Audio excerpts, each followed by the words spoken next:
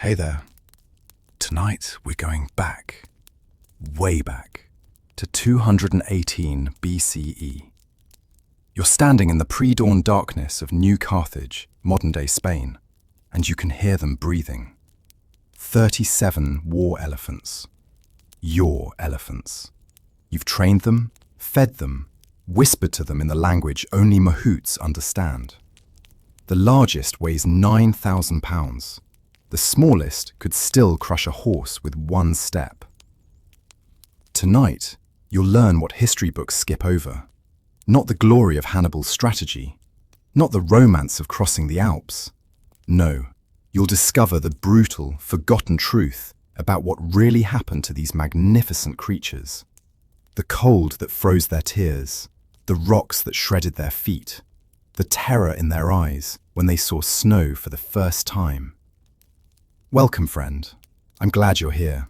Before we begin this journey together, let me know in the comments where you're watching from and what time it is for you. Are you in bed already? On a long drive? Just existing at 3 a.m. So, dim the lights, get comfortable, pull those blankets up, because tonight you become the mahout, the elephant keeper, and you'll experience every agonizing mile of the most disastrous animal expedition in ancient warfare. Let's go back, together. You wake before dawn in the stables of New Carthage. The smell hits you first. Elephant dung, hay, and the musky scent of 37 North African war elephants breathing in the darkness. You've been their keeper for 8 years now, ever since you were purchased as a boy from a Numidian village. Your elephant, Surus, the only Syrian elephant in Hannibal's entire army, stirs as you approach. He's partially blind in his right eye, but he knows your footsteps.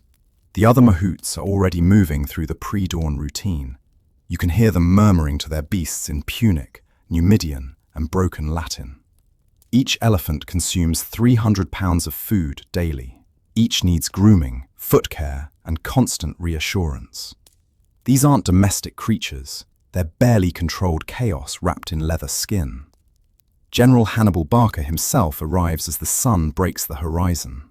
He's 39 years old, scarred from campaigns in Iberia, with an intensity in his eyes that makes even veterans nervous. He walks directly to Surus, your elephant, and places his palm flat against the rough skin. "This one," he says in Punic, his voice carrying. "This one will carry our fortunes." You swallow hard. Hannibal has just marked your elephant, and you, for something unprecedented. The entire camp knows the rumor. You're marching north, toward Rome itself, through mountains no army has ever crossed with elephants. The march begins 3 days later. You're positioned in the middle of Hannibal's column. 90,000 infantry, 12,000 cavalry, and your 37 elephants stretched along 2 miles of dusty Iberian road. The elephants walk in single file, each separated by 50 paces to prevent crowding. Surus leads the elephant division, which means you walk at the front, exposed to everything first. The infantry soldiers keep their distance. They're mostly Iberians, Gauls, and Libyans, hardened fighters who've nevertheless never worked this close to elephants. Yesterday, one of the African elephants panicked at a snake and trampled 2 supply carts. The men gave the beasts even wider berth after that. You can see it in their eyes. They respect the elephant's power, but don't trust them. By noon, the heat becomes oppressive. Elephants are equipped for this. They evolved in hot climates, but Surus keeps trying to veer toward any water source. You guide him back with firm pressure behind his ear, speaking constantly in the low, rhythmic tone that keeps him focused. Your water skin empties by mid-afternoon. An officer rides past, confirming what everyone already knows. You're rationing water now. The wells ahead have been poisoned by Roman cavalry scouts. That night, you make camp near a dried riverbed. The elephants are restless, trumpeting and pulling at their stakes. They can smell water somewhere, maybe underground, maybe miles away. You sleep with one hand touching Surus's foreleg, feeling every muscle twitch. He's your responsibility.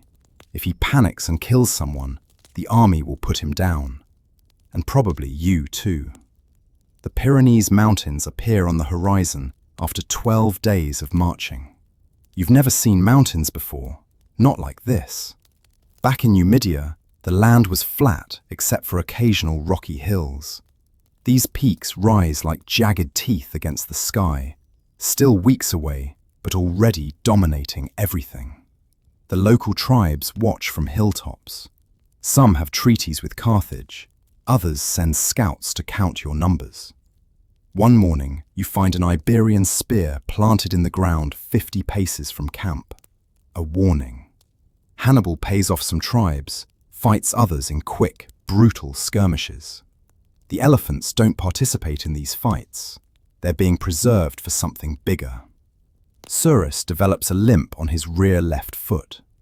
You discover a stone bruise after evening inspection, a purple-black spot the size of your palm on his footpad. For an elephant, this is potentially fatal. Infection could spread up the leg, and then you'd have to request his execution before the poison reaches his heart. You spend 3 hours that night applying a poultice of vinegar, honey, and crushed herbs that the chief veterinarian provided. Surus grumbles but allows the treatment. The other mahouts watch your work. There's an unstated hierarchy among you. The mahout whose elephant performs best gains status, receives better rations, gets first choice of camping spots. You're young, the youngest by far.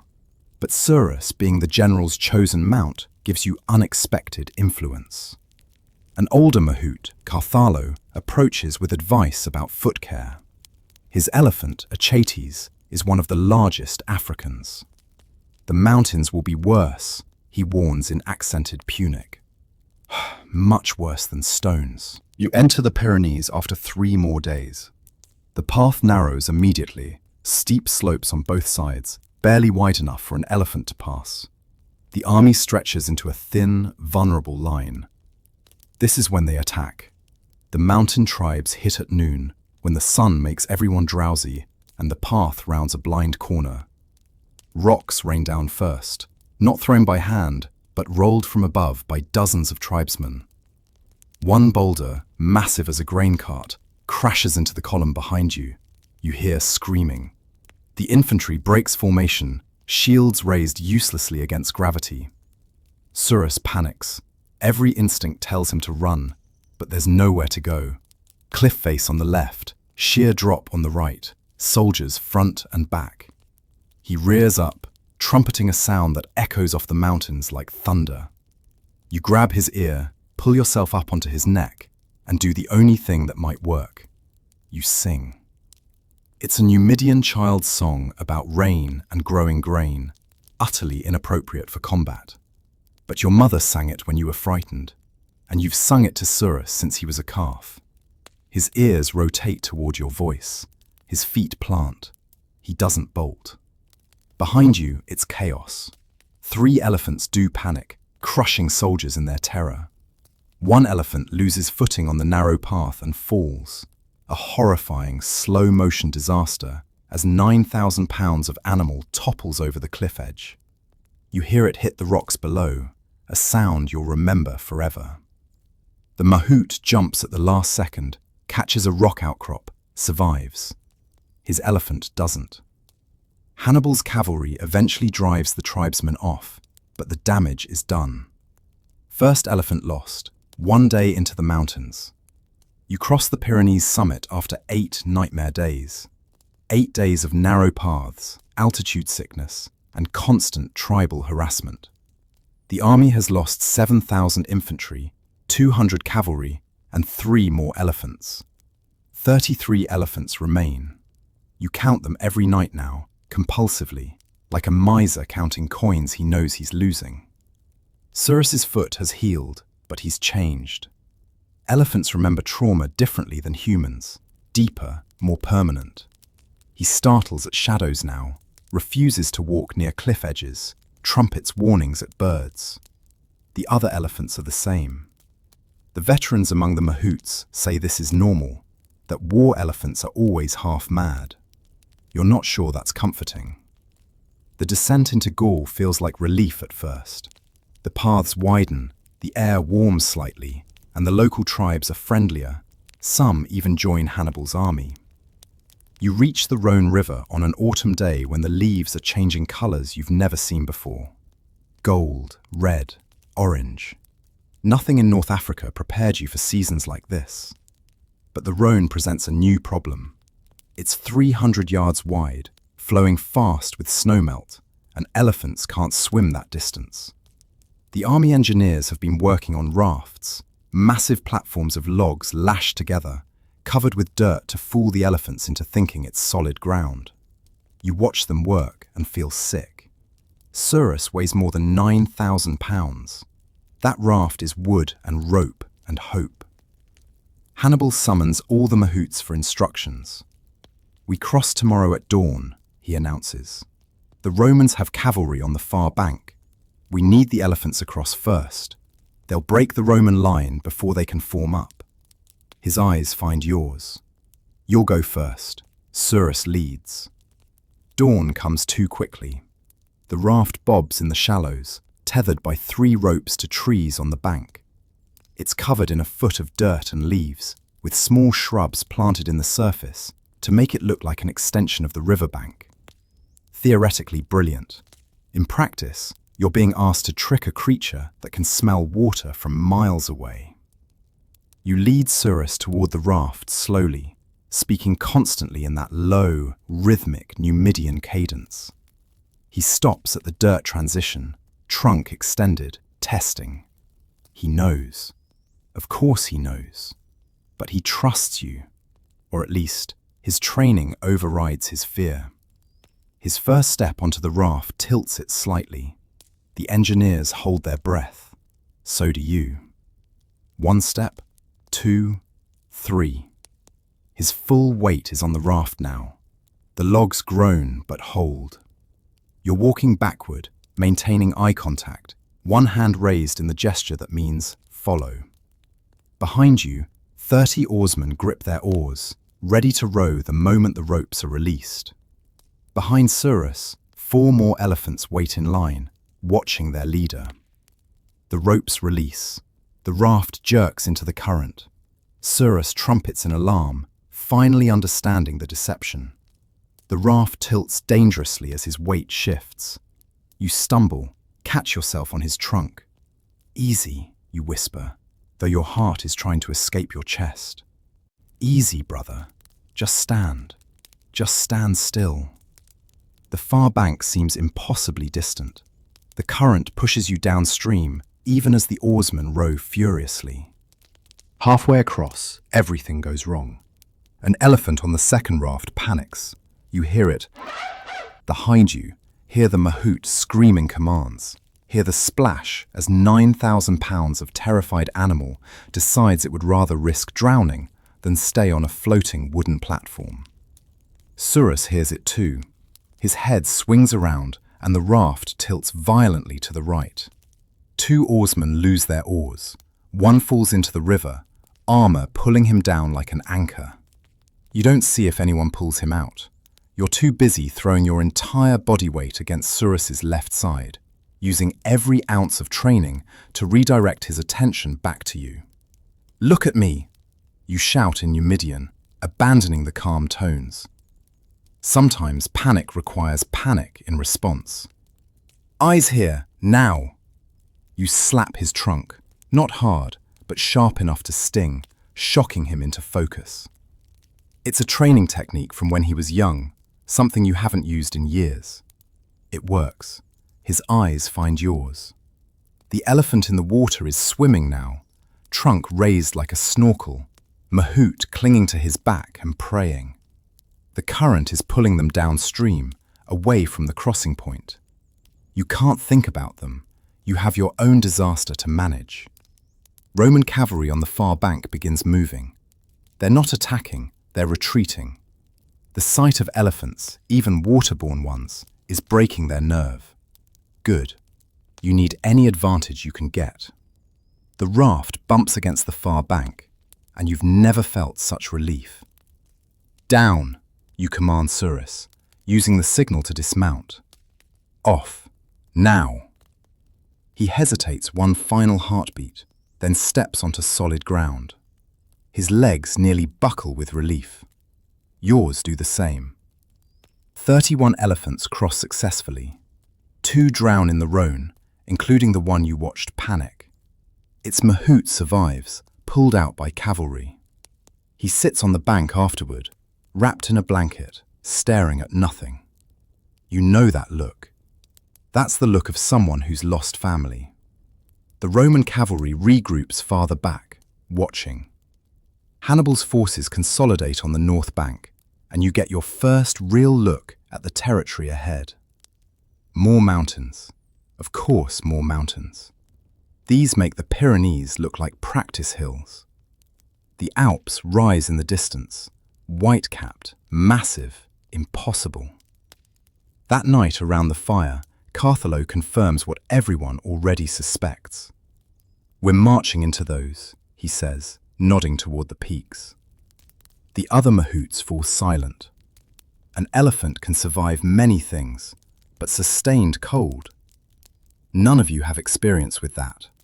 African elephants evolved in heat.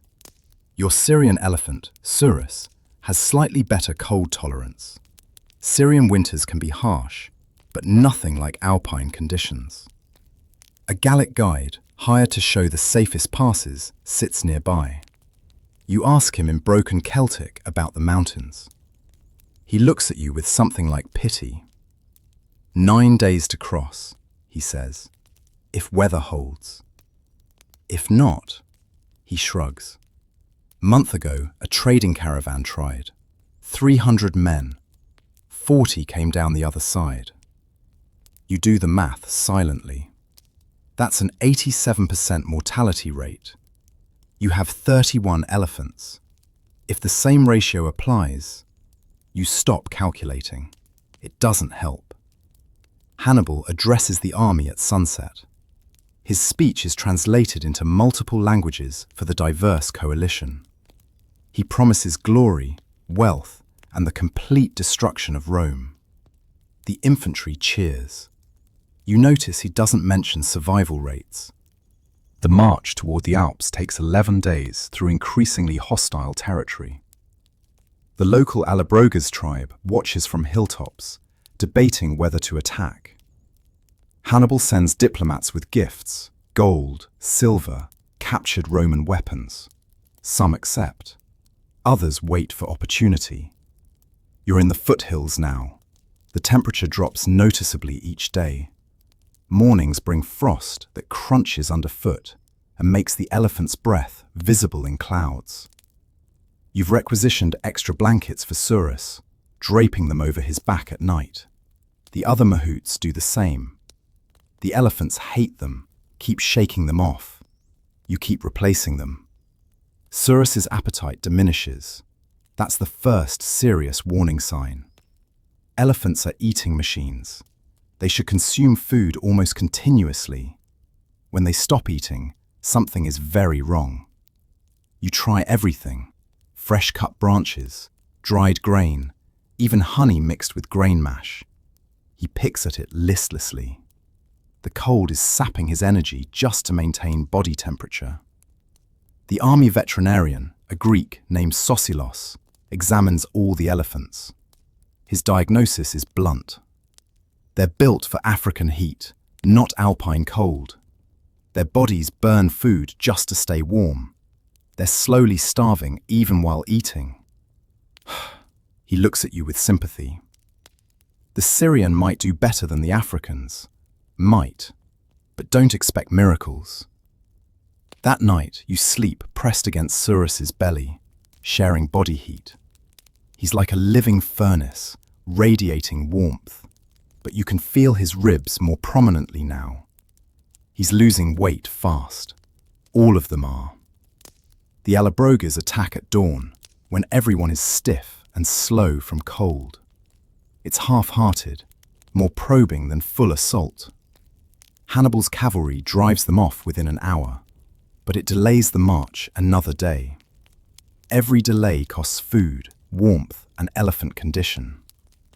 The actual ascent into the Alps begins on what the Gallic guides call a good day, meaning it's not actively snowing.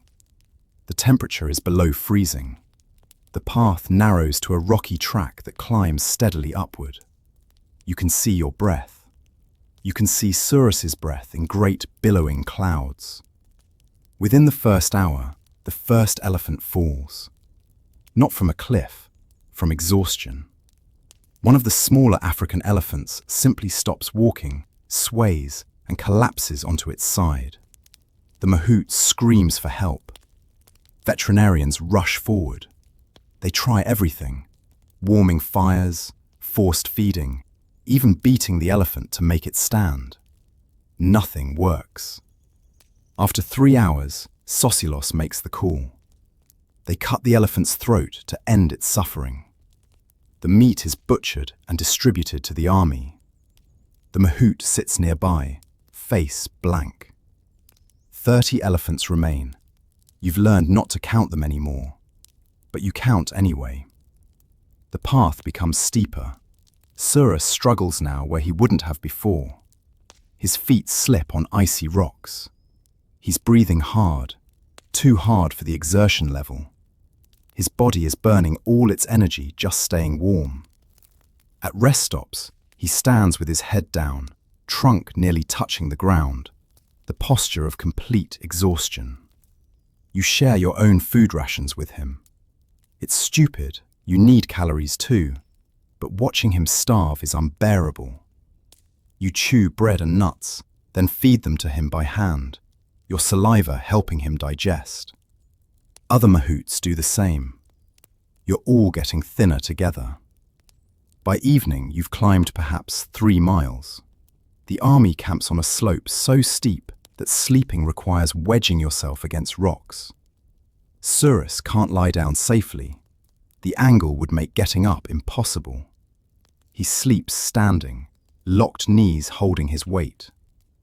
You lean against his foreleg, wrapped in both your blanket and his, and shiver through the darkness. The actual ascent into the Alps begins on what the Gallic guides call a good day, meaning it's not actively snowing. The temperature is below freezing. The path narrows to a rocky track that climbs steadily upward. You can see your breath. You can see Surus's breath in great billowing clouds. Within the first hour, the first elephant falls. Not from a cliff, from exhaustion.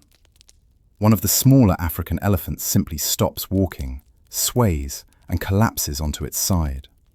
The mahout screams for help. Veterinarians rush forward.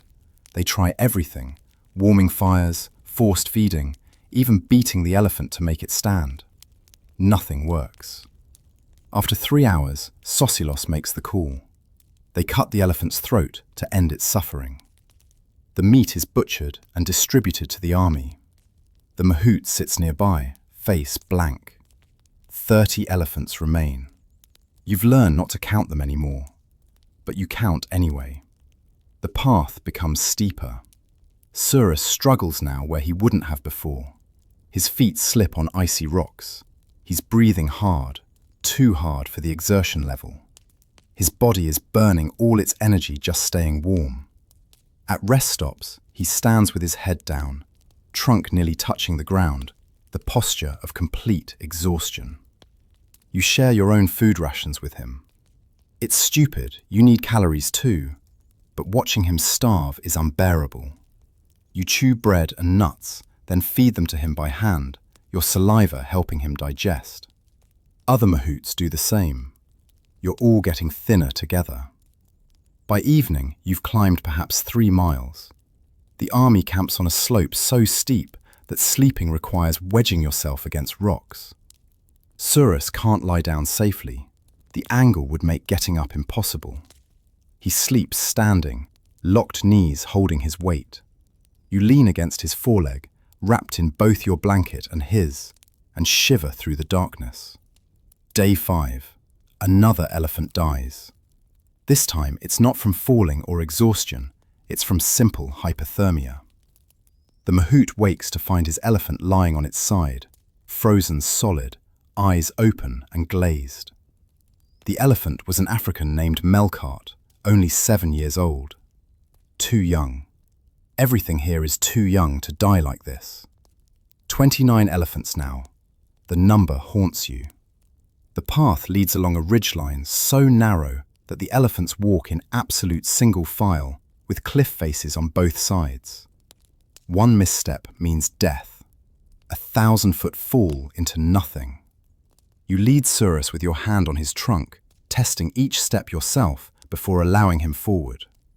Behind you, the other mahouts do the same.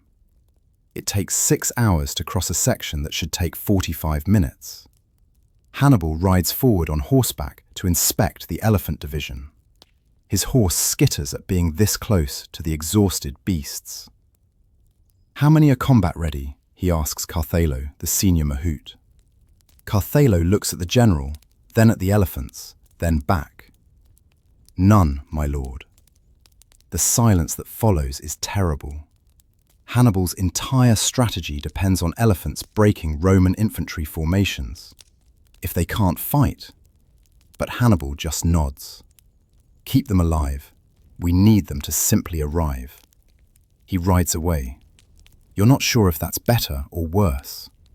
You don't need to be combat ready, just alive. The bar has dropped so low it's underground. That afternoon brings a small mercy. The path descends slightly. Not much, but enough that walking feels easier. Surus even raises his head slightly, ears moving forward. You take it as a victory. The other mahouts notice too. Whispered conversations suggest maybe the worst is behind you. You've crossed the summit. It's downhill from here. Then Carthalo points ahead, and your heart sinks. Another summit, higher than the first. The Gallic guides explain there are 3 major passes. You've crossed 1, 2 remain. The second ascent breaks the army. Soldiers begin deserting in the night. Gallic mercenaries mostly, who know these mountains and know when a campaign has become a death march. Hannibal executes a few deserters publicly as examples, but it barely slows the exodus. You can't blame them. You'd desert too if you weren't bound to Surus. The elephants are in catastrophic condition now. They're walking corpses, animated only by training and the mahout's constant urging. Surus's weight loss is visible even through his thick skin. His hip bones protrude, his ribs are countable, his face has hollowed. He's burning muscle tissue for energy. His eyes have a dull, faraway look that terrifies you. That's the look of an elephant that's already dead, but doesn't know it yet.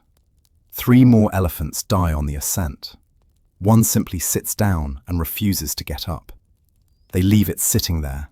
No time for butchering, no energy for mercy killing. As you pass, hours later, it's still sitting, covered in snow, slowly freezing. 26 elephants remain. You reach the second summit during a whiteout snowstorm. The wind is so strong, you have to lean into it at a 45-degree angle to avoid being blown over.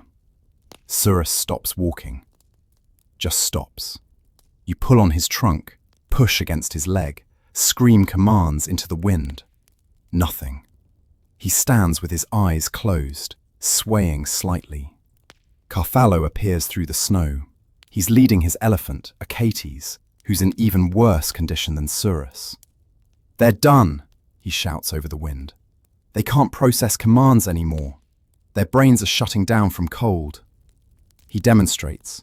He slaps Achates' trunk hard, a gesture that should provoke an immediate reaction. The elephant barely flickers an eyelid. See? They're conscious, but not thinking. Autopilot only. You realize with horror that Carthalo is right. Surus isn't really present anymore.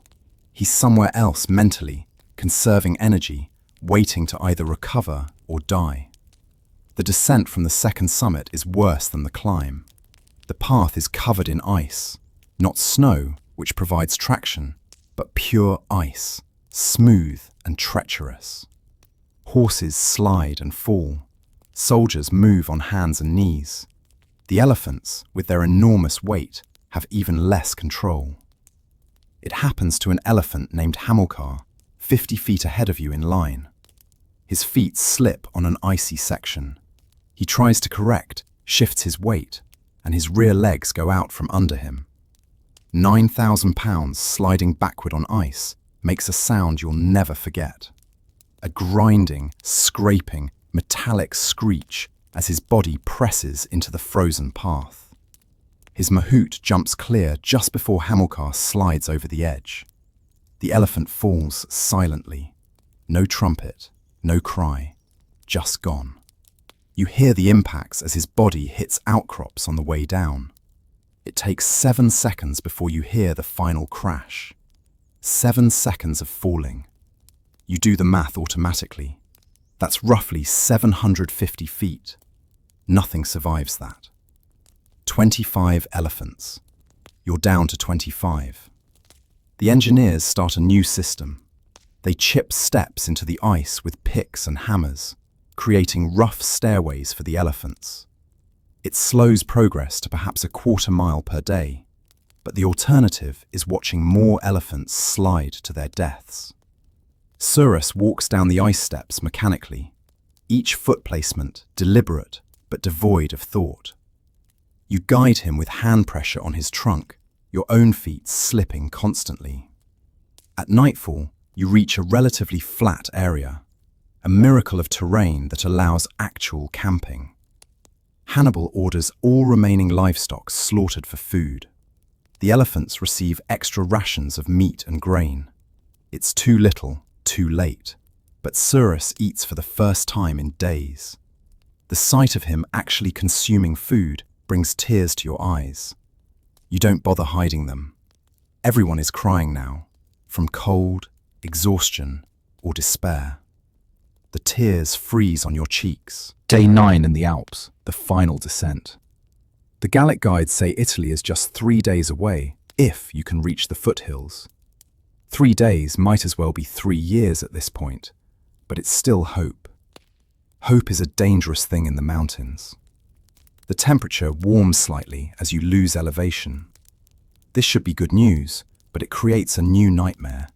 The snow melts during the day, then refreezes at night, creating ice patches hidden under thin snow layers.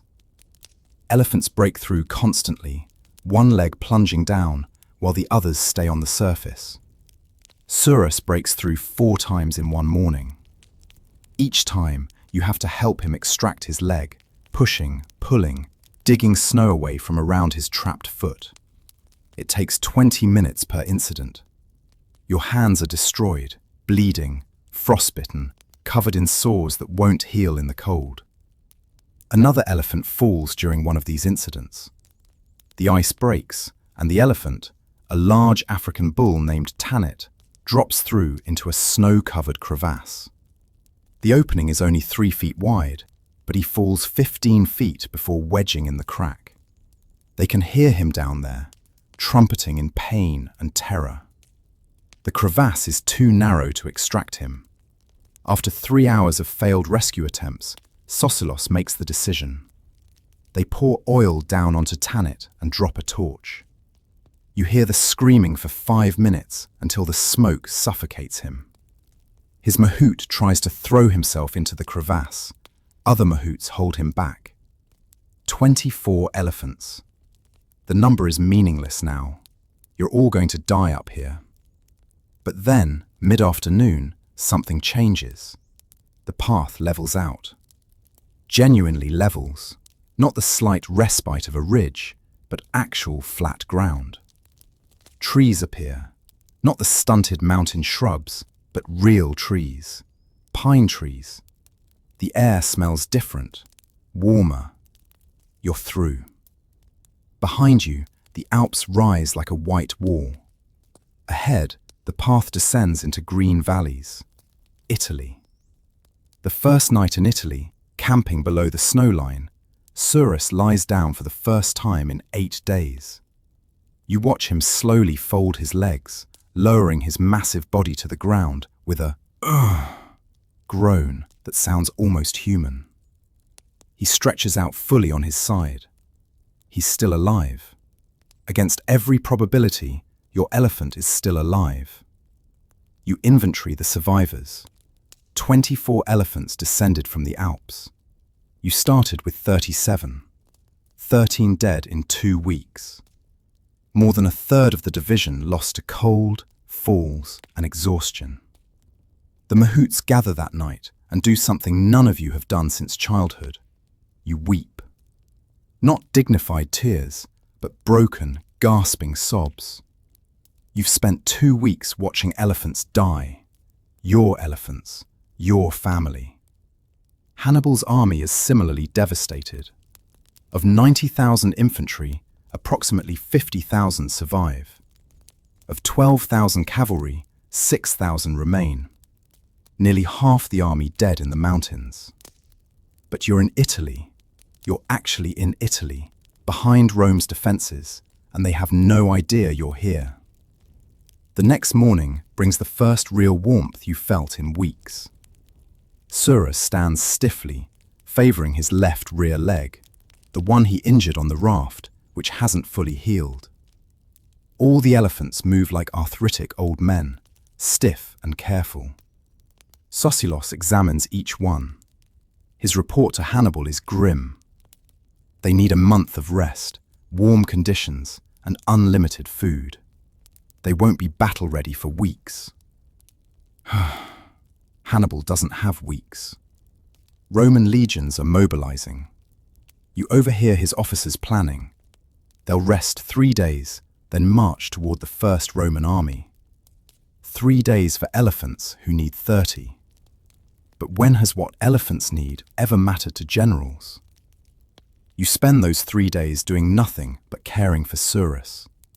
You massage his legs, clean his feet of ice damage, treat his frostbitten ear tips, hand-feed him every calorie you can scrounge. He's so weak he can barely stand for more than a few hours, but he's eating again. That's something. 3 days pass too quickly. On the 4th morning, horns sound before dawn. The army mobilizes for its first battle on Italian soil. The enemy, a Roman consular army under Publius Cornelius Scipio, approximately 40,000 legionaries, camped near the Ticinus River. Rome knows you're here now. Time for diplomacy is over. Hannibal calls the mahouts to his command tent. 24 of you stand before the general, men from Numidia, Carthage, Iberia and Syria, united only by your elephants. Hannibal looks at each of you in turn. I know they're not ready, he says. I know what the mountains cost. But Rome expects us to be weak. Rome thinks we have no elephants left, or that those we have are useless. We'll prove them wrong. The strategy is simple. The elephants will anchor the center of the Carthaginian line. When Roman cavalry charges, the elephants advance, break the charge through sheer terror, then withdraw before the Romans can adapt. You're not being used for sustained combat, just shock and psychological warfare. Even wounded elephants can scare Roman horses. You prepare Surus carefully. His combat gear, the howdah platform, the reinforced leather armor, the tusk blades, was abandoned in the Alps to save weight. Now you re-equip him with whatever survived. The howdah is gone, so you'll ride his neck directly. The armor has frozen and thawed so many times it's brittle, but it's better than nothing. The tusk blades are secured with rope that won't hold in serious combat, but might last long enough. As you work, Carthalo approaches. His elephant, Achates, looks even worse than Surus, gaunt, scarred, one ear almost completely destroyed by frostbite. First battle, Carthalo says. We might die today. You nod. You might. But you didn't survive the Alps just to die quietly. Character appearance. You're partially recovered. Face still showing frostbite damage but healing. Hands wrapped but functional enough for detailed work. You wear military gear now. A leather breastplate requisitioned from supplies. A short sword at your belt you barely know how to use. Your ancus, elephant goad, secured prominently. Your expression is harder, aged years in weeks. Surus is battle-ready in appearance only. His combat gear makes him look imposing, but his skeletal frame betrays his condition. His eyes are alert, sensing the pre-battle tension. The Battle of Ticinus begins with cavalry clashing on the flanks. You hear it before you see it. The thunder of horses, the shouting, the distinctive sound of metal on metal. But your focus is forward, where Roman cavalry advances toward the Carthaginian center, toward you. The elephants stand in a line across the field, 24 massive beasts with mahouts mounted. You're positioned third from the right, not the center, but close enough. You can see the Roman cavalry clearly now. 3,000 horsemen in perfect formation, armor gleaming, lances leveled. They're magnificent. They're also about to meet elephants for the first time. Hannibal's signal comes, a red flag raised, then dropped. "Forward!" the mahout commanders shout. You press your heels to Surus's neck, the signal to advance. He moves forward reluctantly, still weak from the mountains. Around you, the other elephants do the same. 24 war elephants advancing at a slow walk doesn't sound impressive, but when you're facing them, it's biblical. The Roman cavalry sees you. Their perfect formation wobbles. Horses are prey animals. They have instincts that scream, "Run," when something larger approaches. The Romans try to maintain discipline. Some succeed, most don't. The first rank of horses simply refuses to charge. They rear, spin, buck. The riders are excellent horsemen. They maintain seats, but they can't make their mounts advance. The second rank tries to go around the first. They get within 50 yards of the elephants before their horses break. Just break. Roman cavalry, fleeing in panic from beasts they've never encountered. Surus trumpets, a weak sound compared to his prime, but still enormous. The Roman horses closest to him nearly flip over backward in terror. Then Surus stops, just stops, midfield, refusing to go farther. His strength is gone. Around you, half the other elephants do the same. The charge has become a standstill. The Roman cavalry breaks, not an organized retreat, a rout. Thousands of horsemen fleeing in disorder, abandoning formation, some dropping weapons to ride faster. Hannibal's own cavalry exploits the chaos, charging into the fleeing Romans, cutting them down from behind. It's a complete victory for Carthage. The elephants barely had to fight. But Surus isn't celebrating. He's swaying where he stands, head low, breathing in great gasps.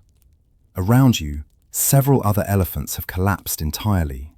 The exertion of even that brief advance has pushed them past their limits. Sosilos rushes forward on horseback, takes one look at the elephants, and begins, "For water, food, and rest positions." You slide down from Surus's neck, land hard, your own legs barely working. You press your hand to his side, feeling his heart hammering.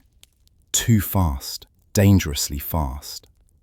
"Stay with me," you whisper. "You did it. You won. Just breathe." The battlefield aftermath is brutal. Roman wounded everywhere, Carthaginian soldiers looting corpses, prisoners being herded together. You don't care about any of it. Hannibal rides over personally. He dismounts, approaches Surus, places a hand on the elephant's trunk.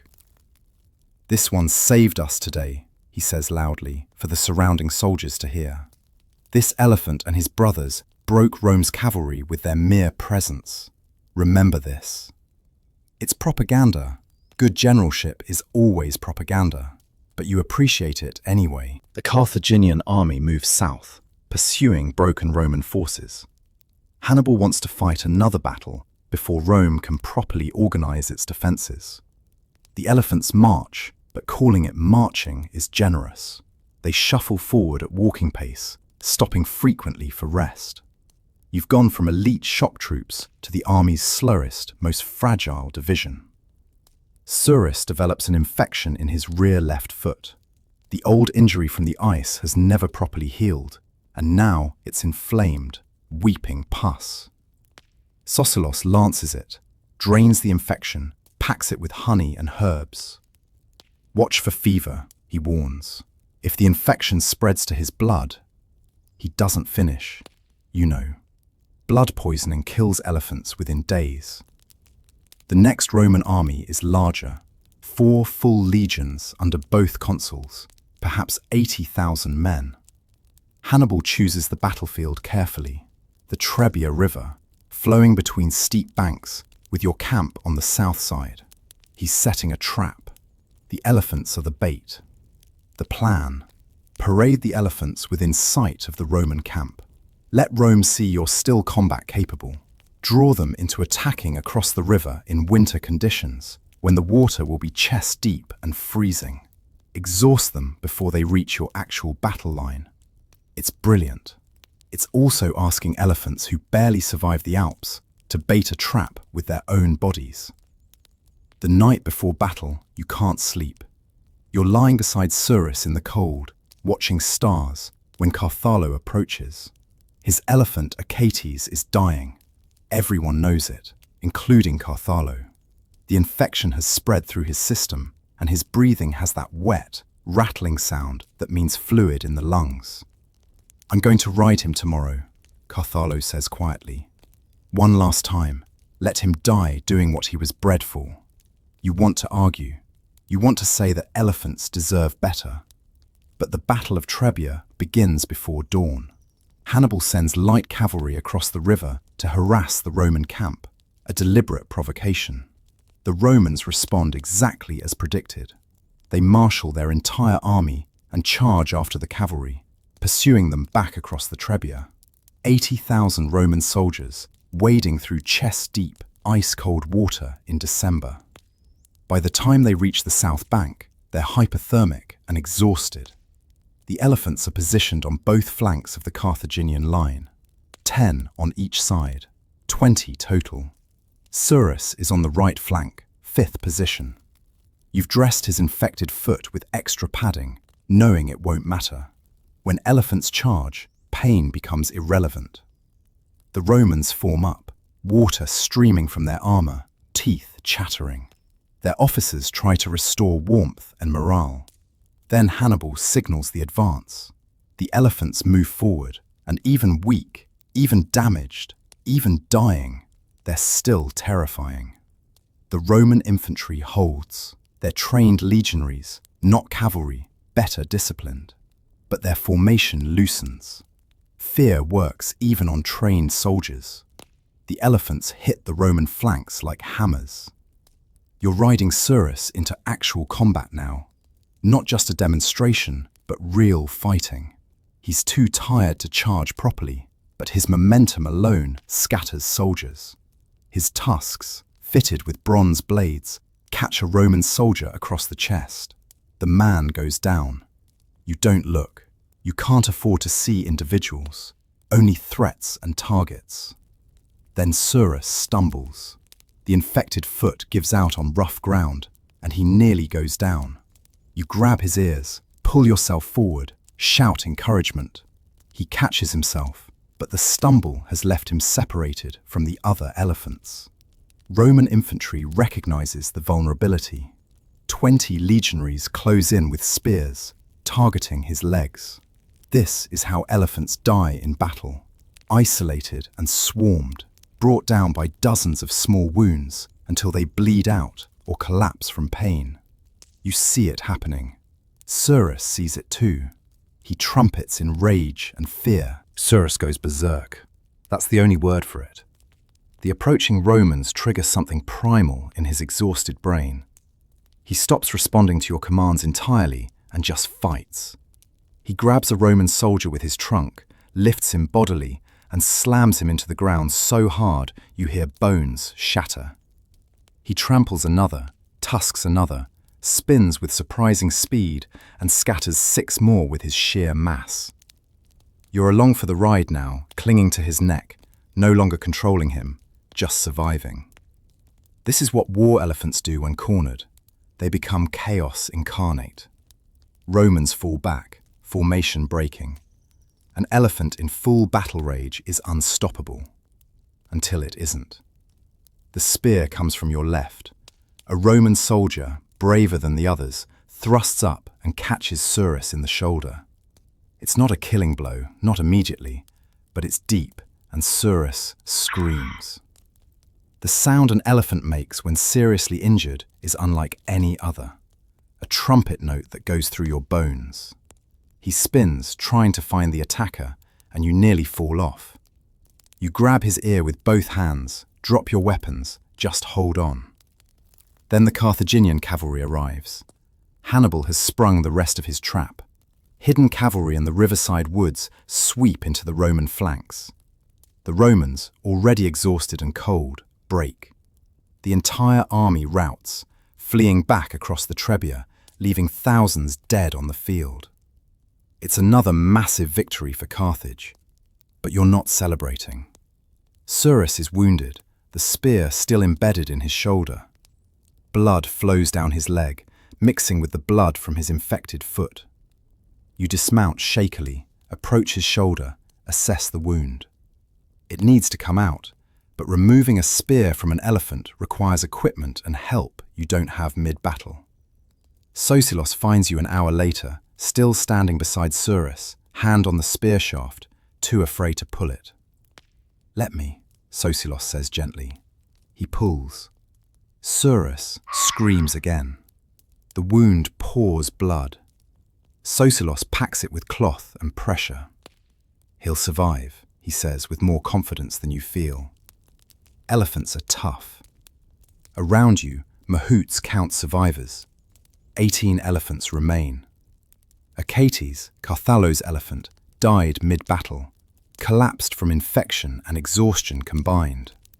Carthallo is sitting 50 feet away, staring at nothing, covered in his elephant's blood. Winter settles over northern Italy. Hannibal establishes winter quarters in Cisalpine Gaul, resting his battered army. The elephants are quartered in whatever buildings can accommodate them: barns, warehouses, even commandeered Roman villas. Surus gets a barn with 3 other elephants. It's the best shelter he's had in months. The shoulder wound heals slowly. Daily, you clean it, apply fresh poultice, check for infection. The foot wound is worse. It never truly heals, just stabilizes into a chronic injury. Surus will limp for the rest of his life, however long that is. Sosilos is blunt. 2, maybe 3 more battles. Then the accumulated damage will kill him. "I'm sorry." You process this information numbly. You've known Surus for 8 years. He's more family than any blood relation. The idea of his death, inevitable, approaching, sits in your chest like a stone. Rome is rebuilding. News arrives of new consuls appointed, new armies raised. They'll come again in spring, and again, and again. Rome has endless manpower. Carthage doesn't. Hannibal is winning battles, but losing the war through attrition, including elephant attrition. During winter, 3 more elephants die from accumulated injuries and illness. 15 remain. The mahouts hold a ceremony, not Carthaginian or Roman or Numidian, but something older. You stand in a circle around a fire and each name the elephants you've lost. When your turn comes, you list them. Hannibal's elephant in the Pyrenees, Melkart on the first ascent, the elephant on the ridgeline, Hamilcar on the ice, Tanit in the crevasse, the 4 after Ticinus, Achates at Trebia. Your voice breaks on the last name. Carthallo puts a hand on your shoulder. That night, alone with Surus, you whisper a promise. "I'll get you home, somehow. When this is over, I'll take you back to Africa. Green grass and heat and no more mountains.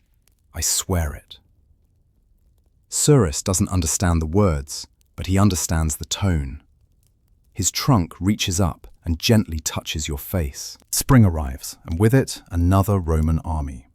Consul Gaius Flaminius commands 25,000 men marching to engage Hannibal. The Carthaginian response is characteristically bold, a trap at Lake Trasimene, a narrow valley where the Romans can be ambushed and surrounded. The elephants will block the retreat. 15 elephants march to battle. Surus moves stiffly but keeps pace. His shoulder has healed into a thick scar, his foot has stabilized, and he's regained considerable weight over winter. He's not the elephant he was before the Alps, none of them are, but he can still fight. The ambush is perfect. Romans march into the valley, and Hannibal's forces attack from 3 sides simultaneously. The elephants seal the 4th side, the only exit. Romans trapped against the lake, crushed between Carthaginian forces and water. It's not a battle so much as a massacre. But this time, the Romans adapt. They fought elephants twice now. They know the tactics. Specially trained velites, light infantry with javelins, target the elephants specifically. They don't aim for killing blows. They aim for eyes, trunks, feet. Pain and terror instead of death. Surus takes 3 javelins, 1 in his haunch, 2 in his side. None are fatal, but they hurt. He trumpets in pain, spins, tries to dislodge them. You pull the javelins out one by one, a brutal process that makes him scream. The wounds bleed but aren't deep. He'll survive. But he's learning, as all war elephants eventually learn. Battle means pain. The fight ends with Roman army completely destroyed. 15,000 Romans dead or captured. Flaminius himself killed in combat. Rome has lost 3 consular armies in 6 months. Hannibal is untouchable. But the elephants are not. That night, 2 more die from accumulated wounds, not from Trasimene specifically, but from everything. Their bodies simply give up. 13 elephants remain. Unlucky 13. Hannibal's army moves south through Italy, ravaging Roman territory. City after city refuses to surrender, trusting Rome to eventually defeat the invader. But Rome's strategy has changed. The new dictator, Fabius Maximus, refuses to fight. He shadows Hannibal's army, harasses supply lines, but won't commit to battle. It's brilliant and infuriating. Without battles, the elephants become a logistical burden. 13 elephants consuming 300 pounds of food each daily, requiring constant care, moving slowly for no tactical purpose. Officers begin suggesting they be killed for meat. Hannibal refuses, but you can see him calculating the same math you are. Keeping elephants alive costs resources better spent elsewhere. Surus develops another infection, this time in his damaged ear, where the frostbitten tissue has never healed properly. It swells, oozes, causes obvious pain. Socilos treats it, but warns. These chronic injuries accumulate. His body is losing the fight. One more serious wound might be the last. You're marching through Campania when the heat becomes oppressive. African heat, familiar and welcome after the Alpine nightmare. But Surus isn't adapting well. He's panting constantly, trunk dragging, stumbling on easy ground. Heat exhaustion, Socilos diagnoses. The elephant that survived freezing cold is now being killed by heat. The irony is vicious. That night you cool him with water from a captured Roman aqueduct. Pour bucket after bucket over his massive body. He stands quietly, eyes closed, just accepting the relief. You notice grey hairs on his trunk. Elephants grey as they age. Surus is only 17 years old, middle-aged for an elephant, not old. But he looks ancient. Around the camp, you overhear soldiers talking. Not disrespectfully, but practically. The elephants are dying naturally. Why waste resources on creatures with limited futures? Why not end it humanely and use the meat? It's logical. You hate them for being logical. Hannibal's army moves south through Italy, ravaging Roman territory. City after city refuses to surrender, trusting Rome to eventually defeat the invader. But Rome's strategy has changed. The new dictator, Fabius Maximus, refuses to fight. He shadows Hannibal's army, harasses supply lines, but won't commit to battle. It's brilliant and infuriating. Without battles, the elephants become a logistical burden. 13 elephants consuming 300 pounds of food each daily, requiring constant care, moving slowly, for no tactical purpose. Officers begin suggesting they be killed for meat. Hannibal refuses, but you can see him calculating the same math you are. Keeping elephants alive costs resources better spent elsewhere. Surus develops another infection, this time in his damaged ear, where the frostbitten tissue has never healed properly. It swells, oozes, causes obvious pain. Silos treats it, but warns. These chronic injuries accumulate. His body is losing the fight. One more serious wound might be the last. You're marching through Campania when the heat becomes oppressive. African heat, familiar and welcome after the Alpine nightmare. But Surus isn't adapting well. He's panting constantly, trunk dragging, stumbling on easy ground. Heat exhaustion, Silos diagnoses. The elephant that survived freezing cold is now being killed by heat. The irony is vicious. That night, you cool him with water from a captured Roman aqueduct. Pour bucket after bucket over his massive body. He stands quietly, eyes closed, just accepting the relief. You notice grey hairs on his trunk. Elephants grey as they age. Surus is only 17 years old. Middle-aged for an elephant, not old. But he looks ancient. Around the camp, you overhear soldiers talking. Not disrespectfully, but practically. The elephants are dying naturally. Why waste resources on creatures with limited futures? Why not end it humanely and use the meat? It's logical. You hate them for being logical. After Cannae, Rome should surrender. Any rational power would. But Rome isn't rational, they're Roman. They refuse peace negotiations, raise new armies, continue the war. It becomes clear this war won't end until one side is completely destroyed. And Carthage is the smaller side. The next year brings fewer battles, more maneuvering. Fabius's strategy of avoidance becomes Rome's default. Hannibal marches, Rome shadows. Cities are besieged, none surrender. The war grinds on. And the elephants keep dying. Not in battle, from attrition. Chronic injuries become infections. Infections become fevers. Fevers become death. You lose elephants monthly now. 11 elephants, 9, 7. Each death is mourned by the mahouts, but barely noticed by the army. The elephants have become an afterthought, a relic of the first victories, no longer relevant to current strategy. Surus survives longer than most. His Syrian heritage gives him advantages the Africans lack. Better cold tolerance that somehow translates to general hardiness. But he's declining. His weight drops again. His infected foot never heals, bleeding slightly every day.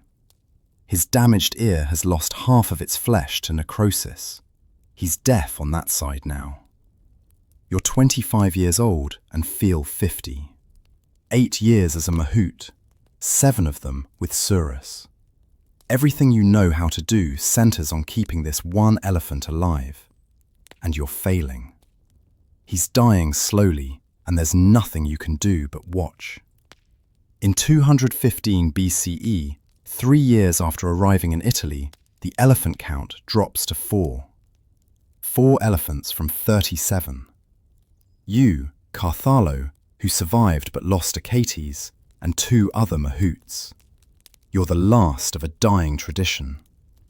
Within the year, you know, there will be no war elephants left in Italy. Just memories and 4 grieving mahouts. One evening, Carthalo asks you, "When Surus dies, what will you do?" You don't have an answer. Your entire identity is wrapped around being Surus's mahout. Without him, who are you? 214 BCE. Surus is 18 years old and dying. There's no single catastrophic injury, just the accumulation of damage from 5 years of warfare. His body is shutting down system by system. He eats less each day. His breathing becomes labored. He spends most of his time lying down, unable to maintain standing. Socilos examines him one final time. His heart is failing, the veterinarian says gently. Maybe a month, maybe less. I can end it now if you want, painlessly. You shake your head violently. Not yet. You need more time. Time for what? You don't know, but not yet. The other 3 elephants have already died. You're the last mahout with a living elephant. The other mahouts have been reassigned. Carthalo is now a cavalry scout, using skills that transfer. You're still technically a mahout, even though your job consists entirely of waiting for Surus to die. Hannibal summons you. The general looks older too. The years in Italy have aged everyone. "I remember when we started," he says, looking at Surus. 37 elephants. I thought they'd win the war for me. I was wrong. The elephants didn't win the war. But they got us here. That matters. He pauses. When he dies, you're released from service, with honors and full pay. You've earned it. It's kind. It's also a death sentence for Surus. Hannibal is acknowledging there's no military purpose in keeping him alive. After this conversation, the army will stop providing food rations for an elephant. You'll be on your own. That night, you sleep beside Surus like always. His breathing is wet and rattling. Each breath sounds like it might be the last. You press your face against his side, and finally, after years of control, you cry. Deep, wrenching sobs that shake your whole body. Surus's trunk reaches back weakly and touches your head. Even dying, he tries to comfort you. "I'm sorry," you whisper. "I'm so sorry. I promised I'd get you home. I lied." Surus dies 3 weeks later, on a morning when the sky is clear and the air smells of Italian summer flowers. You're beside him when it happens. His breathing becomes shallower, then stops. His eyes stay open. Elephants don't close their eyes in death. You close them manually, a final service. The army doesn't have resources to move an elephant corpse. Socilos suggests burning him, which would take days and enormous amounts of wood. You refuse. You want him buried, whole, with dignity. Carthalo and the other former mahouts help you dig. It takes 3 days to excavate a pit large enough. On the 4th day, you use horses and ropes to roll Surus's body into the grave. Before you cover him, you place items in the grave. His broken tusk blade, his worn harness, a piece of cloth you've carried from Numidia. Small things. Things that mean something. Carthalo adds a Carthaginian coin, payment for the afterlife, the way soldiers are buried. You add salt from the Carthaginian homeland, closing the circle. Hannibal attends the burial. So does most of the Carthaginian command staff. It's strange. This funeral for an elephant gets more ceremony than most soldiers receive. But Surus was there at the beginning. He survived the Alps when most didn't. He represented something larger than himself. Hope, maybe. Or endurance. The idea that impossible things could be survived. You fill the grave. It takes another day. When finished, you place a marker, a large stone with Surus's name carved in Punic script. Below his name, you carve the mountain symbol, 3 peaks. Everyone who sees it will know. This elephant crossed the Alps. That night, you leave camp. You've been dismissed from service with honors. You have coin, gear, and freedom. You walk south toward the coast, intending to find a ship to Africa, to home. But you stop after a mile, look back at the camp, at the grave, at the last 5 years of your life. You can't leave. Not yet. You return to the army. Not as a mahout, that job doesn't exist anymore, but as a scout. Your knowledge of elephants is useless now, but you can track, navigate, survive. Carthalo trains you in cavalry tactics. You're competent. Not brilliant, but competent. It's something to do. It keeps you from thinking. The war continues. Years blur together. Hannibal wins battles, takes cities, dominates southern Italy, but can't break Rome's will. Rome raises army after army. Carthage sends no reinforcements. The soldiers grow older, more cynical. Victory seems less likely each year. You're 30 years old when Rome invades Africa, forcing Carthage to recall Hannibal. The army, now reduced to a fraction of its original size, marches to the coast for evacuation. You walk through Campania one last time, past fields you've crossed dozens of times, past the site of Cannae, where 50,000 Romans died. The landscape is empty now. War moved elsewhere. On impulse, you detour to Surus's grave. It's been years, and you expect the marker to be gone, the grave overgrown. But it's not. Someone, local Italians maybe, or passing soldiers, has maintained it. The stone marker stands clean, flowers placed recently. Elephants made an impression even on enemies. You kneel at the grave, hand on the stone. I'm going home, you tell Surus, or his memory, or yourself. We're leaving Italy. I'm sorry I couldn't bring you with me. You sit there for an hour, remembering. The stable in New Carthage, the Pyrenees, the Alps, the battles. 8 years compressed into memories that feel both vivid and impossibly distant. When you stand, you feel lighter somehow. Not happy, the grief doesn't fade, but released. You kept your promise as well as you could. You survived. Surus got you through the Alps, and maybe that's enough. The evacuation to Africa is chaotic but uneventful.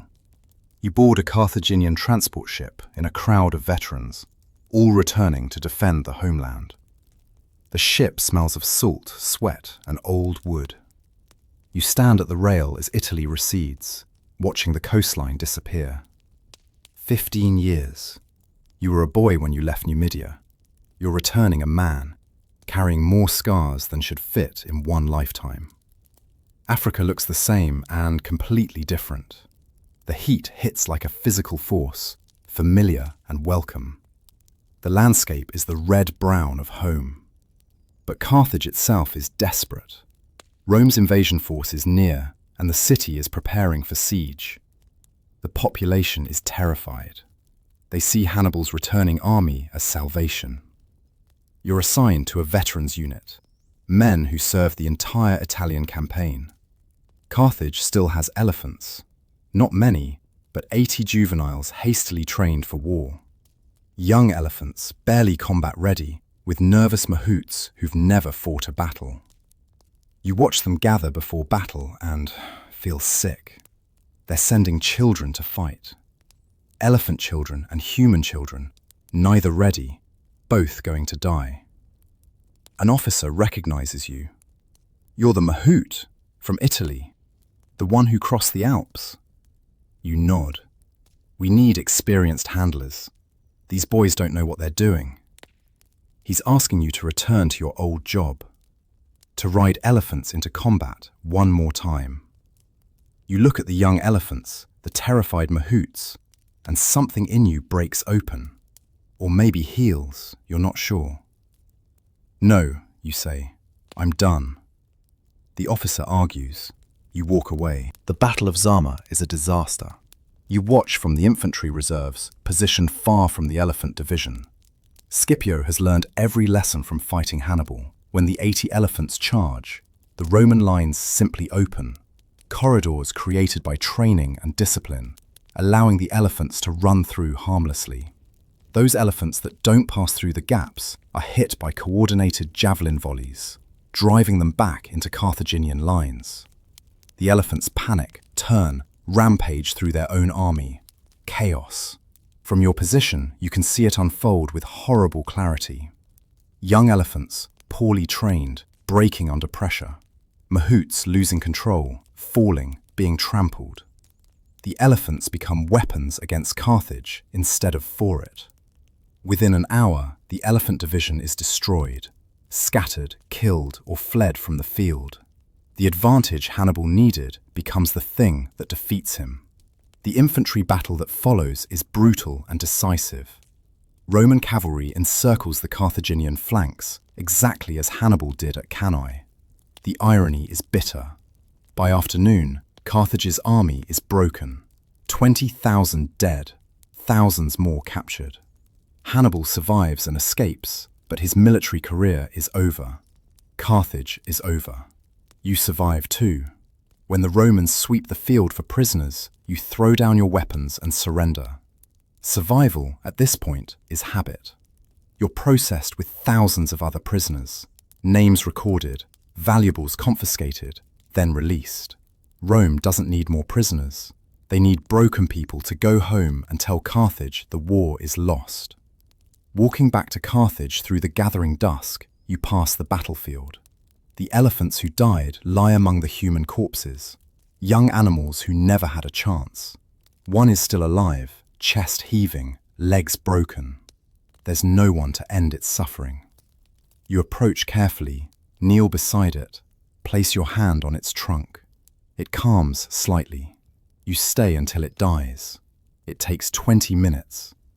You're crying again, for the first time since Surus. Not for this elephant specifically, for all of them. Carthage surrenders. The peace terms are brutal. Massive indemnity payments, fleet destruction, territorial losses, and the execution of war criminals. Hannibal flees into exile to avoid this. The Second Punic War is over. Rome wins. Carthage survives, barely, as a client state. You return to Numidia, to the region you left 18 years ago. Your village is still there, smaller and poorer, but recognizable. No one remembers you. You were 12 when you were sold, just another boy. Your family is dead or scattered. There's nothing here for you. But there's nothing anywhere else either. You purchase a small piece of land with your military pay. Not prime farmland, you can't afford that. But rocky ground near the hills where wild elephants sometimes pass. You build a modest house. You plant olive trees and keep goats. You live alone. Neighbors consider you strange but harmless. The war veteran who talks to himself and sometimes stands staring at nothing for hours. At night, you dream of elephants. Sometimes good dreams.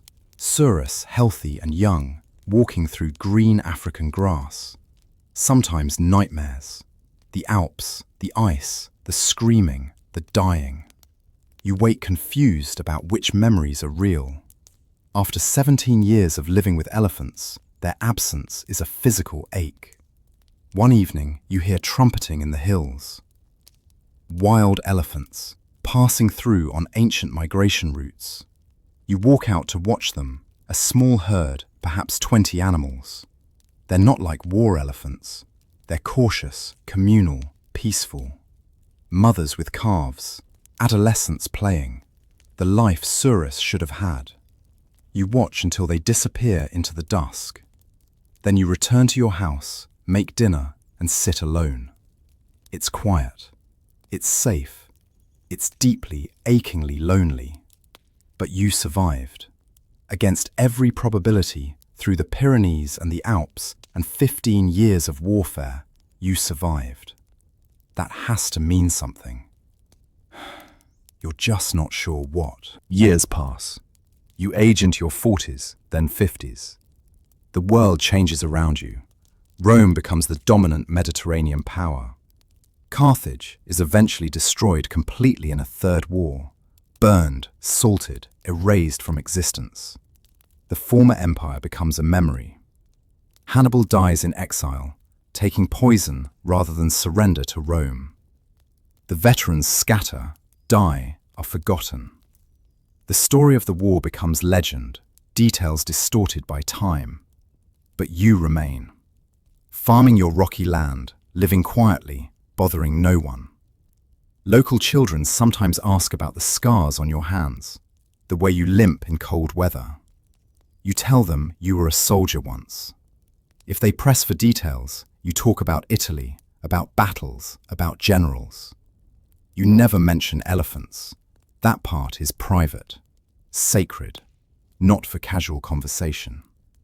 One year, a Roman scholar arrives in the region, collecting stories for a history he's writing about the Punic Wars. Someone directs him to you, the old veteran who served under Hannibal. He arrives with papyrus, ink, and questions. Tell me about the war, he requests, particularly about crossing the Alps with elephants. How many did you lose? How did they manage the cold? What happened to them? You look at this young Roman, earnest and curious, seeking data for his history. You could tell him everything, the truth of what happened, the suffering, the dying, the fact that those magnificent creatures were used and discarded by powers that valued them only as weapons. You could tell him about Surus, about the 13 lost elephants, about Carthalo and the other mahouts, and the weight of watching animals die for human wars. Instead, you say, I don't remember much. It was a long time ago. The elephants, they didn't survive well. Most died in the mountains or shortly after. That's all I know. The scholar writes it down, thanks you politely, and leaves. Your truth dies with you. History will record numbers and tactics and battles. It won't record the elephant who touched your face with his trunk, or the promise you made that you couldn't keep. You die in your sleep at 67, alone in your house. Neighbors find you 3 days later when your goats start complaining about missed feedings. They bury you in the local cemetery without fanfare. You have no family, no wealth, no legacy. Just a small farm that's sold to cover debts, and a gravestone that says, "Here lies a soldier of Carthage." But on that final night, in your last dreams, you're young again. You're 23, standing beside Surus in Italian sunshine. He's healthy, no scars, no injuries, no chronic pain. His coat gleams, his eyes are bright, his trunk reaches toward you playfully. You laugh, a sound you haven't made in decades. "Where were you?" you ask him in Numidian. "I've been waiting so long." His trunk touches your face, gentle and familiar. You understand what he's communicating, the way you always did. That he's been here all along. That the bond between mahout and elephant isn't broken by death. That every moment you remembered him, he was remembering you. Together, you walk into green grass under a warm sun. Behind you, the mountains disappear. The wars fade. The suffering recedes. What remains is simple. An elephant and his human finally going home. So, that's the story they don't tell. Not the glory of Hannibal's victories, not the tactical genius, but the cost. 37 elephants started that journey. By war's end, none remained. The last survivors, like our mahout, carried those memories until death released them. Tonight, as you drift towards sleep, remember, you're warm, you're safe. No mountains to cross, no wars to fight. Your elephants, if you have any, are metaphorical. And that's worth appreciating. Thank you for watching. If this helped you sleep or taught you something forgotten, let me know in the comments. Until next time, rest well.